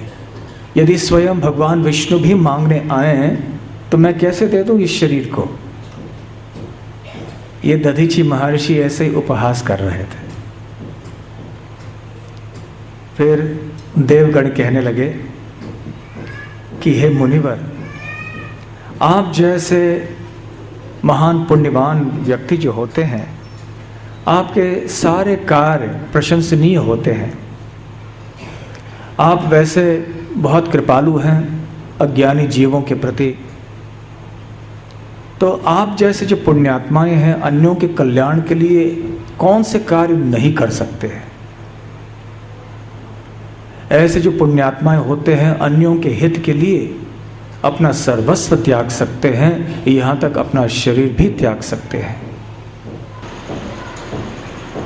परंतु जो व्यक्ति केवल स्वार्थी होते हैं और अन्यों से केवल कुछ चाहते हैं,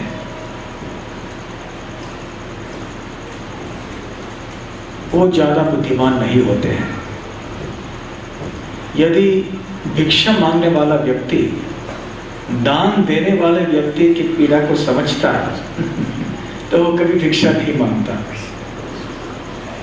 यह दान देने वाला व्यक्ति यदि भिक्षुक की कठिनाई को समझता तो वो दान देने से कभी इनकार नहीं करता। तो इस तरह से जो लेने वाला है वो देने वाले की पीड़ा नहीं समझता, जो देने वाला है वो लेने वाले की पीड़ा नहीं समझता।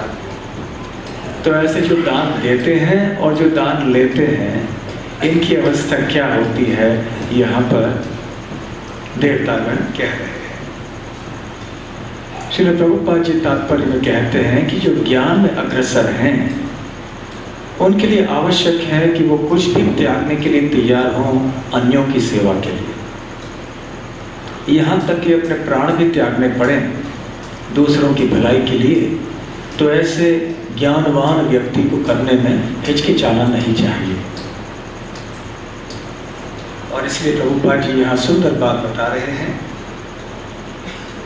ये कृष्ण भावनामृत का जो आंदोलन है, इस आंदोलन को ऐसे कई महान विद्वान व्यक्तियों की आवश्यकता है जो अपना जीवन समर्पित करेंगे कृष्ण भावनामृत के प्रचार प्रसार के लिए, क्योंकि दुनिया में ये सबसे बड़ी आवश्यकता है और इसके अभाव के कारण ही दुनिया में सभी लोग पीड़ित हैं। इसलिए हम निमंत्रण करते हैं दुनिया के सारे स्त्रियों को और पुरुषों को जो कि आत्मज्ञान में आगे बढ़े हुए हैं कि इस कृष्ण भावनामृत के आंदोलन से आप जुड़िए और आपका जीवन कृष्ण भावनामृत के प्रचार प्रसार के लिए आप समर्पित कीजिए।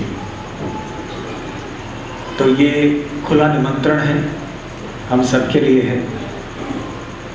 तो हम सबको यही भाव स्वीकार करना चाहिए, भले हम गृहस्थ क्यों न हो, भले हमारा कुटुंब क्यों न हो, हमारे व्यवसाय आदि क्यों न हो, लेकिन भावना हमारी यही होनी चाहिए, आत्मसमर्पण की भावना, अन्यों की भलाई करने की भावना। जो व्यक्ति केवल अपने लिए जीता है वो वैदिक सभ्यता के अनुसार मनुष्य भी कहलाने के लिए योग्य नहीं रहता। देखिए कितनी कठोर बात है, सुनने में कठोर है, परंतु ये वैदिक सभ्यता के सिद्धांत हैं।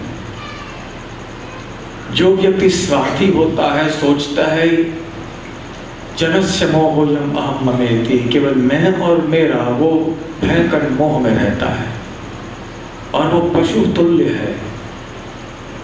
हम इंसान तब बनने लगते हैं जब हम अन्यों के बारे में सोचते हैं, और जब अन्यों की बात करते हैं तो केवल हमारे कुटुंब के सदस्यों की बात नहीं कर रहे हैं, केवल हमारे छोटे समाज की बात नहीं कर रहे हैं, केवल हमारे देश की बात नहीं कर रहे हैं, केवल मनुष्य समाज की बात नहीं कर रहे हैं, समस्त प्राणियों की बात हम कर रहे हैं। आखिर इन समस्त प्राणियों के परम पिता ही श्री कृष्ण हैं। सर्वयोनिषु कौन्तेय मूर्तयः सम्भवन्ति याः तासां परम महत् योनिर् अहं बीज प्रदः पिता। भगवान श्री कृष्ण ने भगवत गीता में कहा है कि मैं ही समस्त योनियों का परम पिता हूँ। 84 लाख योनियां मुझसे ही उत्पन्न हुई हैं, मैं ही इनका बीज प्रदाता पिता हूँ। तो इस तरह से हर एक व्यक्ति को चाहिए कि वो इस भावना से जिए कि मैं अन्यों के लिए क्या कर सकता हूँ। आजकल समाज में इतनी सारी समस्याएं दिखाई पड़ रही हैं, कहीं भ्रष्टाचार है तो कहीं क्रूरता है, कहीं चोरी है, कहीं डकैती है, कहीं क्या है, नाना प्रकार के समस्याएं फैली हुई हैं सारे जगत में। और इनका मूल कारण ये है कि लोग ज्ञानहीन हैं, अपने मूल अस्तित्व को नहीं जानते हैं, अपने मूल उद्देश्य को नहीं जानते हैं, अपने आप को शरीर समझते हैं और शरीर का भोग करना, इस संसार का भोग करना ही जीवन का उद्देश्य है, ऐसा मानते हैं। इसलिए स्वार्थी बनते हैं, और जब स्वार्थी बनते हैं तो दूसरों के हित के लिए कैसे कार्य कर सकते हैं। दुनिया जब स्वार्थी लोगों से भर जाएगी तो हर एक व्यक्ति अपने स्वार्थ के लिए मात्र कार्य करेगा और लोगों के बीच में मतभेद होंगे, झगड़े होंगे, खून खराबा होगा, युद्ध होंगे। परंतु यदि हर एक व्यक्ति सोचेगा कि मुझे अपना जीवन अन्यों के लिए समर्पित करना है, तब देखिए ये पृथ्वी न रहकर ये तो साक्षात वैकुंठ बन जाएगी। ये भावना ही सबसे महत्वपूर्ण चीज है। इसलिए श्री प्रभुपाद जी कहा करते थे कि संसार में सबसे दो महत्वपूर्ण शब्द हैं, कृष्ण और भावनामृत, कृष्ण और कॉन्शियसनेस। भावना या चेतना तो हमारे अंदर है, परंतु वो कृष्ण भावनामृत नहीं हुई, कृष्ण की चेतना नहीं हुई, कृष्ण मति नहीं हुई, तो फिर वो चेतना किस काम की। वो पशु की चेतना भी तो वैसे ही होती है। तो देवतागण उपदेश तो अच्छा दे रहे हैं, परंतु अपने दिए हुए उद्देश्य के अनुसार जी नहीं रहे हैं। वो अपेक्षा करते हैं कि जिनको हम उपदेश दे रहे हैं उनको ये उपदेश पालन करना चाहिए, लेकिन हम नहीं पालन करें, क्योंकि हम अपने स्वार्थ से आए हैं और हम हिचकिचा नहीं रहे हैं दधीची महर्षि से उनका शरीर मांगने के लिए, हमारी जान बचाने के लिए। हम ये नहीं सोचते हैं कि दधीची महर्षि को अपनी जान बचाने के लिए भी कोई इच्छा हो सकती है। वो कहते हैं आप तो संत हैं, आपके लिए ठीक है, तो उनका कहने का तात्पर्य है कि हम लोग संत नहीं हैं, आप संत हैं।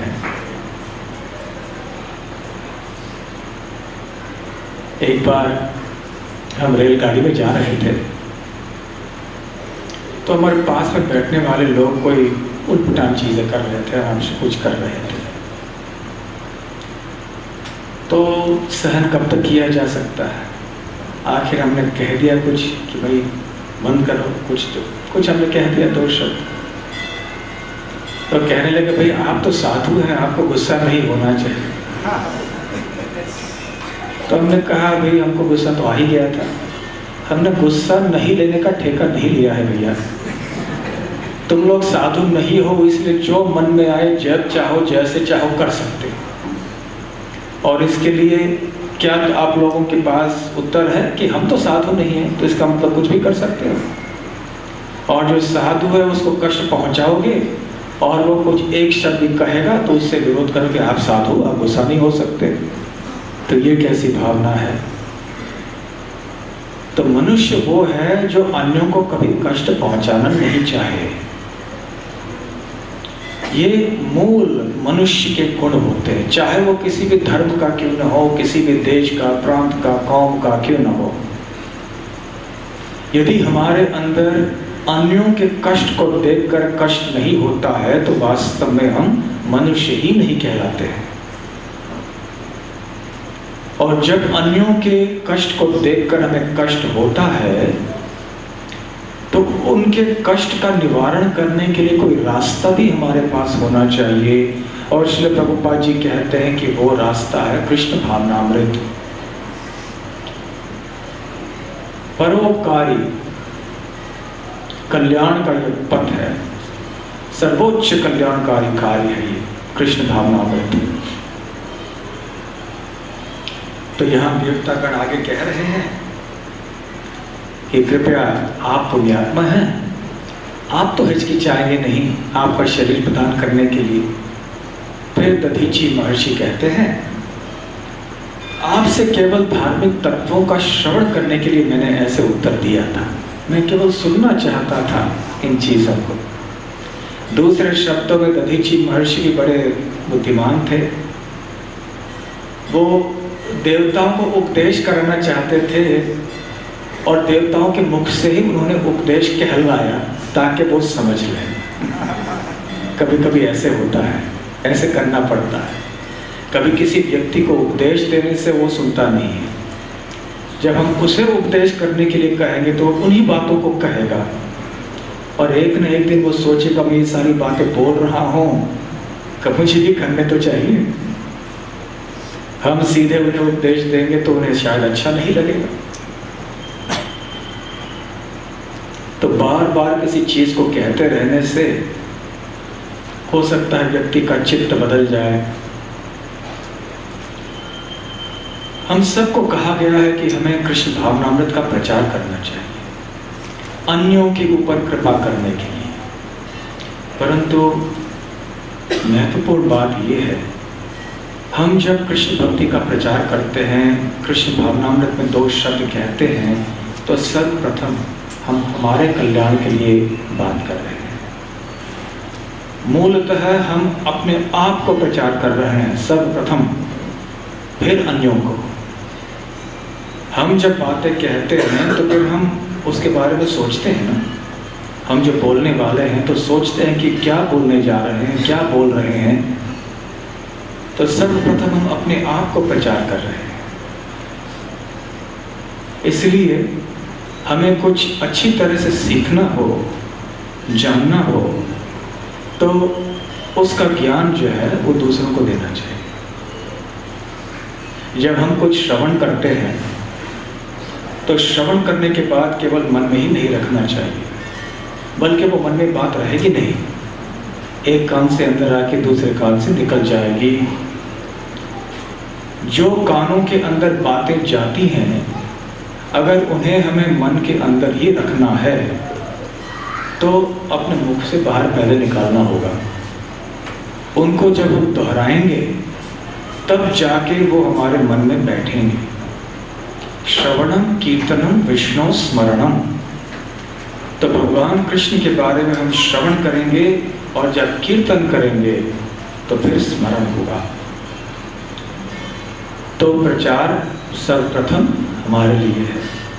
तो दधीचि महर्षि कहते हैं, वास्तव में मैं तो देने ही वाला था, मेरे हृदय में कोई हिचकिचाहट नहीं थी, परंतु आपके मुख से मैं धार्मिक सिद्धांतों का और तत्वों का श्रवण करना चाहता था।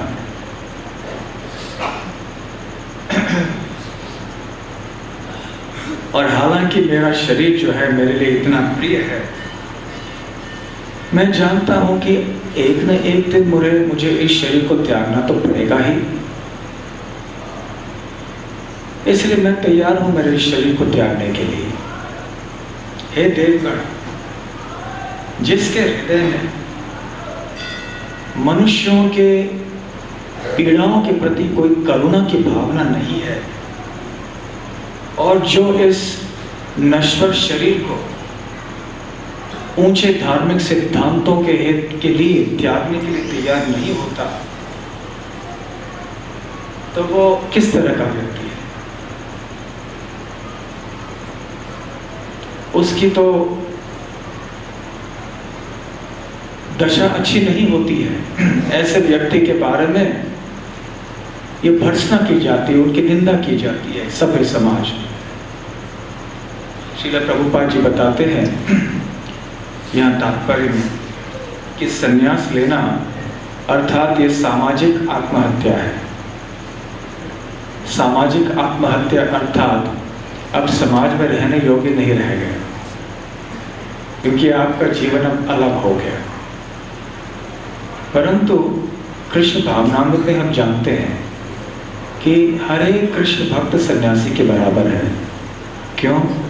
क्योंकि हर एक भक्त को चाहिए कि वो इसी भावना से अपना जीवन जिए, चाहे वो महिला हो, चाहे वो पुरुष हो, जवान हो, वृद्ध हो, हर एक को इसी तरह से जीना चाहिए।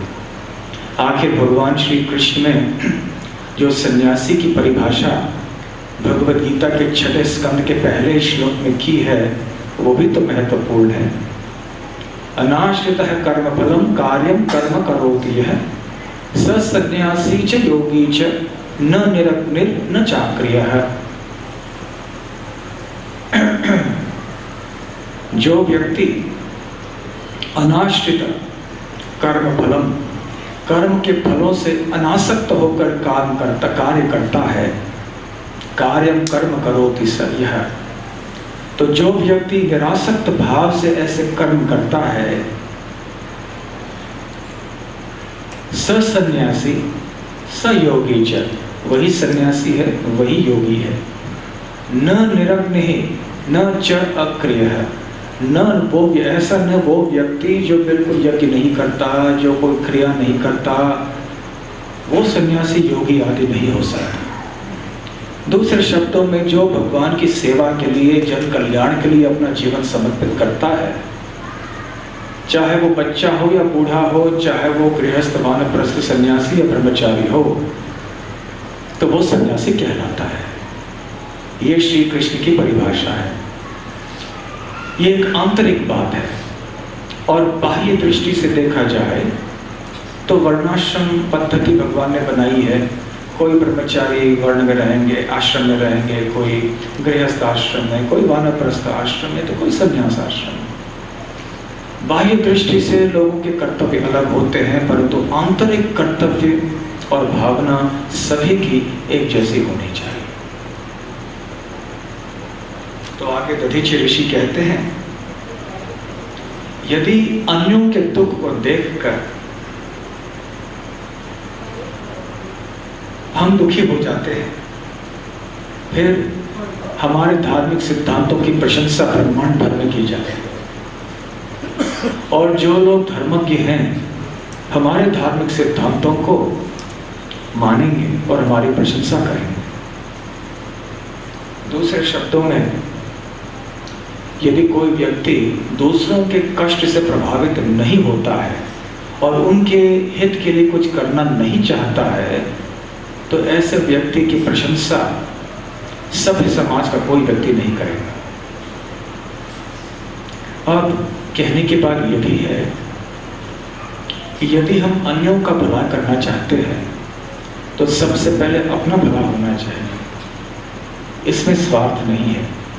यदि अपना भला, अपना देखरेख करने में हमारा उद्देश्य है कि हम हृष्ट पुष्ट रहें ताकि हम अन्यों की सेवा करें, तो वो गलत नहीं है, वो सही है।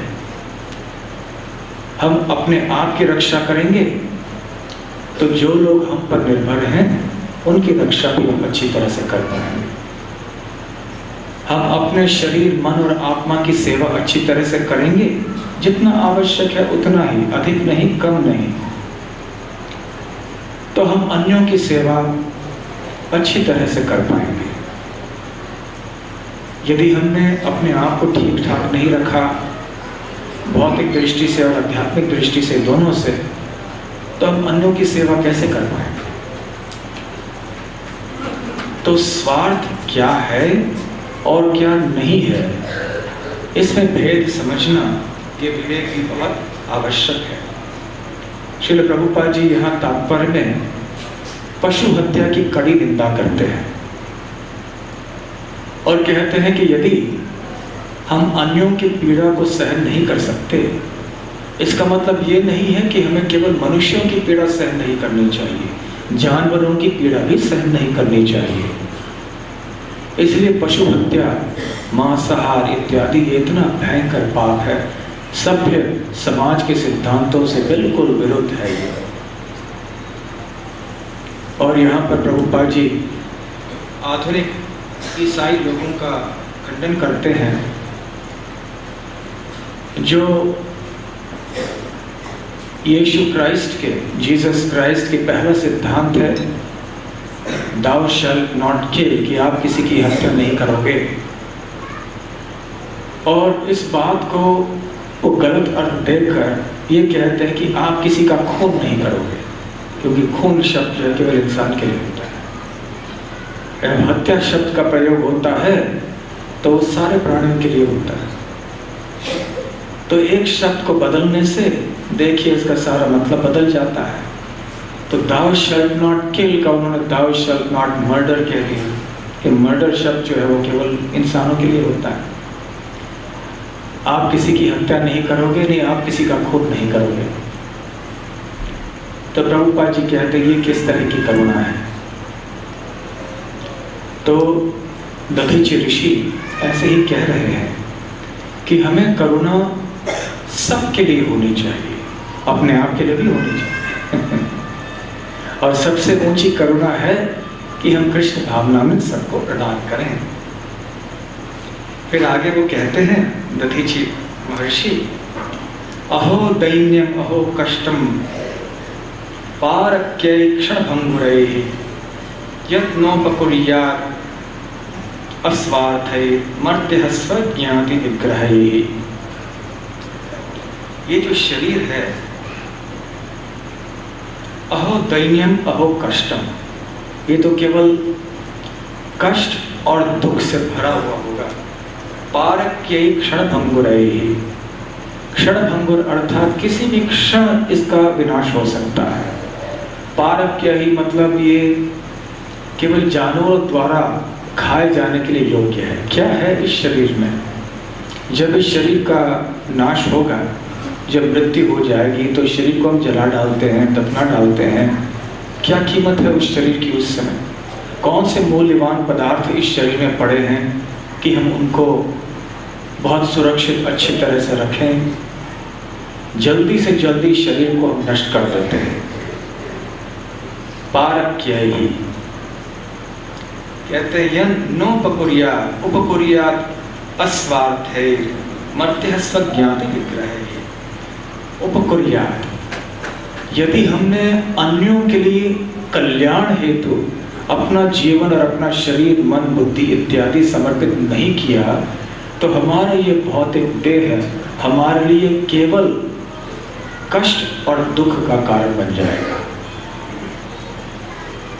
जब हम अन्यों के हित के लिए अपना जीवन समर्पित करते हैं तो अपनी समस्याओं को भूल जाते हैं। कई भक्तों का अनुभव ये है, कई बार भक्त जी कहते हैं, ऐसे बात करते हैं कि जब हम अन्यों की सहायता करने में मग्न हो जाते हैं तो हमारे जीवन में इतनी समस्या है, उन्हीं को भूल जाते हैं। ये भी सही है, सही रस मिलता है कृष्ण भावनामृत के आंदोलन को आगे बढ़ाने में। साथ साथ जैसे भक्ति विनोद ठाकुर जी ने कहा है, अपना ख्याल भी हमें रखना चाहिए।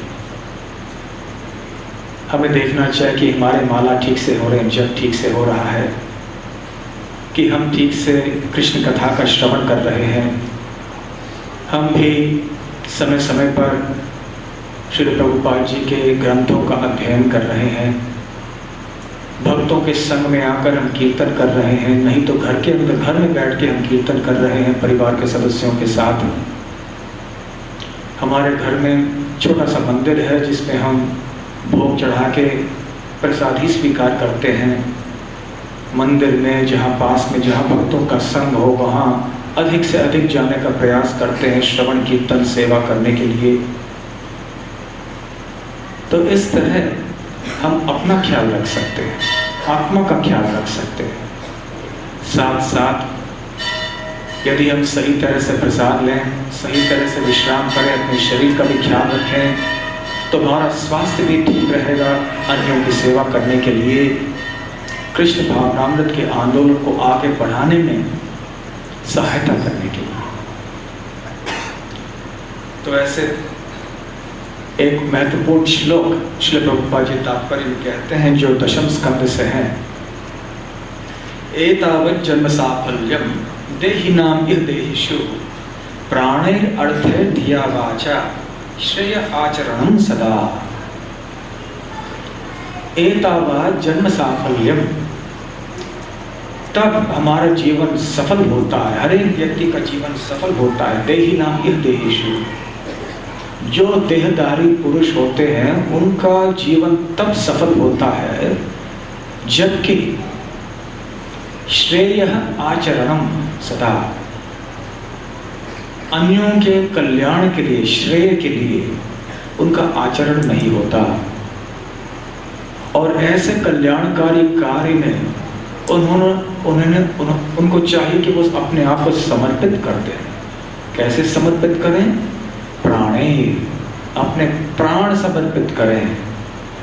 यदि ये नहीं हो सकता है, अर्थ है अपने धन से वो समर्पित करें। नहीं हो सकता है, धिया, अपने बुद्धि से। तो प्रभुपाद जी इस पंक्ति को बार बार बोला करते थे, प्राणे अर्थे धिया वाचा। धिया मतलब बुद्धि, वाचा मतलब हमारी वाणी। तो यदि हम प्राण समर्पित नहीं कर सकते तो धन तो समर्पित कर सकते हैं थोड़ा बहुत, और उसके बाद धिया हमारी बुद्धि समर्पित कर सकते हैं और हमारी वाणी समर्पित कर सकते हैं। तो ये बहुत महत्वपूर्ण बातें, देखिए वैदिक सभ्यता कितनी ऊंची है। तो खैर ऐसे दधीची महर्षि ने उपदेश दिया देवगणों को, और दधीची मुनि जो कि अथर्वा ऋषि के पुत्र थे, उन्होंने निश्चय कर लिया कि अब मैं देवताओं की सेवा के लिए मेरे शरीर को त्याग दूंगा। उन्होंने आत्मा को भगवान श्री कृष्ण के चरण कमलों में रख दिया और अपने योग सिद्धि के द्वारा अपने शरीर को उन्होंने त्याग दिया। और उनके शरीर त्यागने के पहले ऐसे यहाँ की किंवदंती है नैमिषारण्य में कि उन्होंने उसी कुंड में स्नान किया जिस कुंड में हम आज स्नान करने जा रहे हैं आज शाम। उन्होंने सोचा प्राण त्यागने के पहले मैं यहाँ स्नान करूं, क्योंकि यहाँ सारे पवित्र नदियों का जल है। फिर इस नदी में उन्होंने स्नान किया। स्नान करने के बाद आके अपने आसन ग्रहण करके, अपने आप को ध्यान में स्थित करके, आत्मा को भगवान श्री कृष्ण के चरण कमलों में स्थित करके उन्होंने अपने प्राण को त्याग दिए।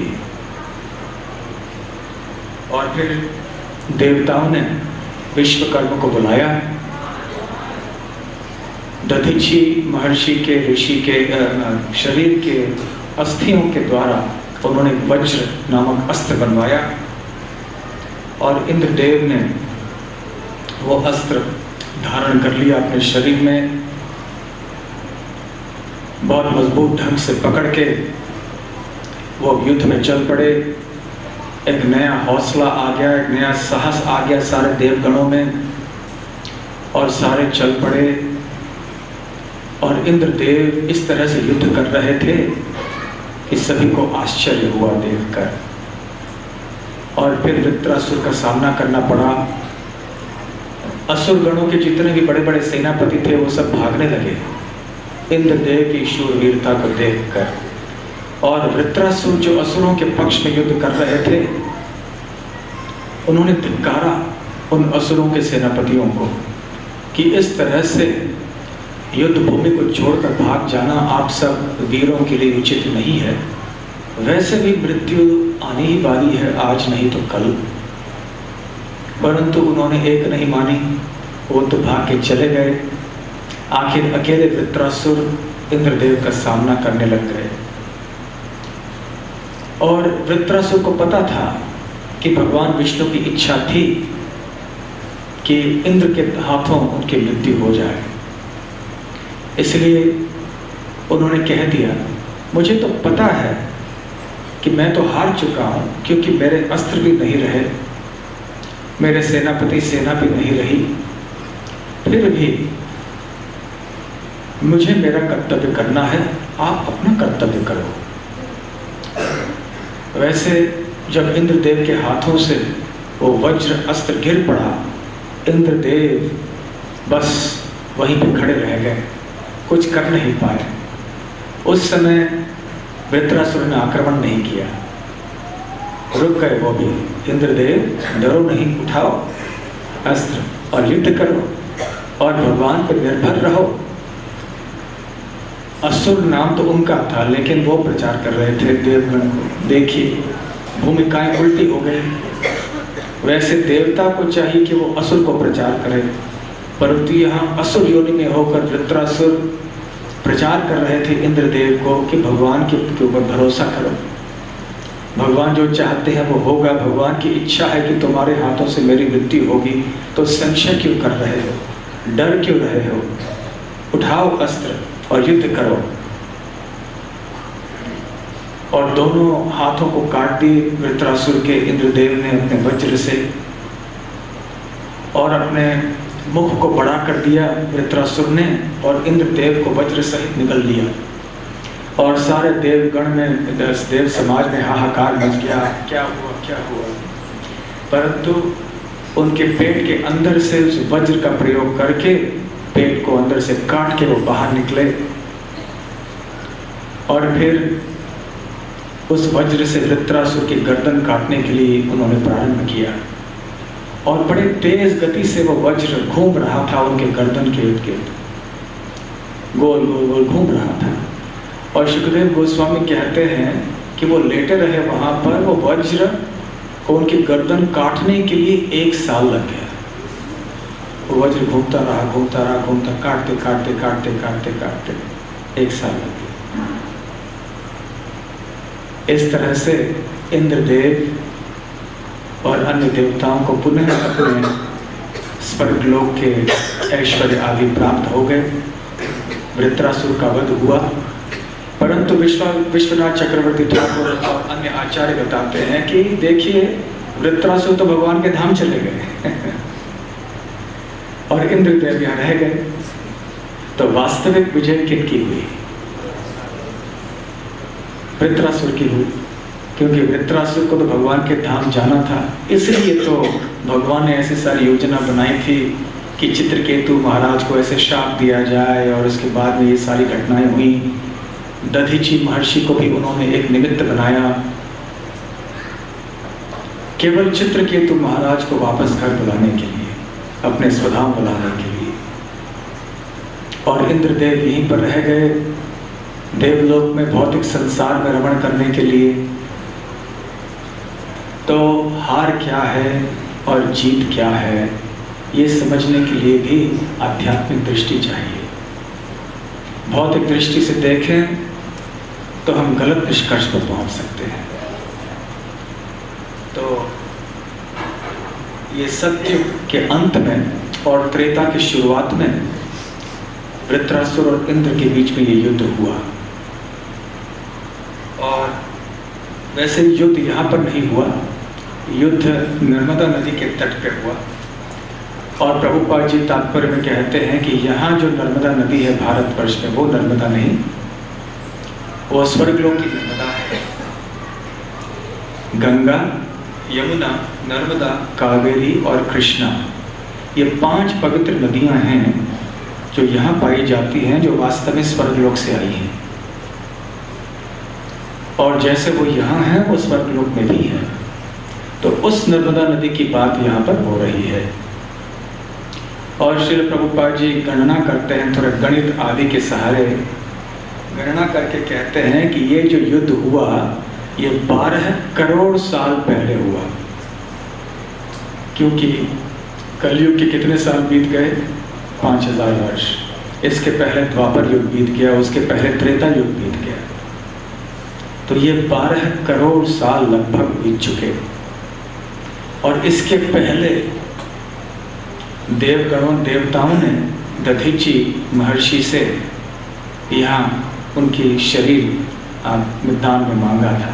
तो यहाँ जिस स्थान में हम जाने वाले हैं आज शाम को, वहाँ की जो घटना है, वहाँ की जो लीला है दधीची महर्षि की, वो 12 करोड़ साल पुरानी लीला है। तो उस स्थान में आज हम जाएंगे और वहाँ पर हम स्नान भी करेंगे।